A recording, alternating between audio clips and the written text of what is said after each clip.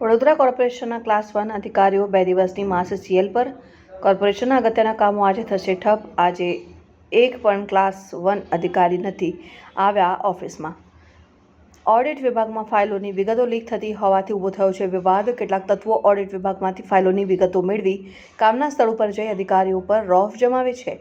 Class 1 અધિકારીઓએ ગઈકાલે કમિશનરને આપ્યું હતું આવેદનપત્ર. માય નેમ ઇઝ ભરત શાહ અને મને અપીલાતું બોલાયો હતો. મારી 2 મહિનાની ઉપર થઈ ગયા, 60 દિવસની ઉપર થઈ ગયા. આરટીઆઈ કરેલી હતી. 60 દિવસ સુધીમાં એક પેપરની કોઈ આ લોકો જવાબ નથી આપતા. આજે મારે એની અપીલ કરી. અપીલ કર્યા પછી એને તાત્કાલિકમાં ધોરણે મને બોલાવવામાં આવ્યો. 5/12/2025 રોજ 11:40 ટાઈમ છે. આવડે ઉપર જે છે તો ટાઉન પ્લાનિંગ ઓફિસર બી નથી, ના તેમનો વોચમેન છે, ના તેનો પટાવાળો છે, કોઈ બી દેખાઈ નથી રહ્યું છે. બરાબર છે ને? એ બધા જાણવા મુજબ એવું આવ્યું છે કે હડતાલ પર ઉતરી ગયા છે. તો હડતાલ પર ઉતરી ગયા તો શોર્ટ નોટિસ તો જણાવે ને કે ભાઈ આજે મારા બધા લોકો હડતાલ પર ઉતરી ગયા છે. માણસ લિફ્ટ બી બંધ છે, નીચે લખીને બોર્ડ બી નહીં મેલ્યું. જેવી રીતના આ બધા બોર્ડો મેલેલા છે લોકોએ, તો નીચે એવી રીતે બોર્ડ મેલ દો ને કે ભાઈ નથી કોઈ સત્તા અધિકારી કે આજે હડતાલ પર છે, સો એન સો કઈ બી છે.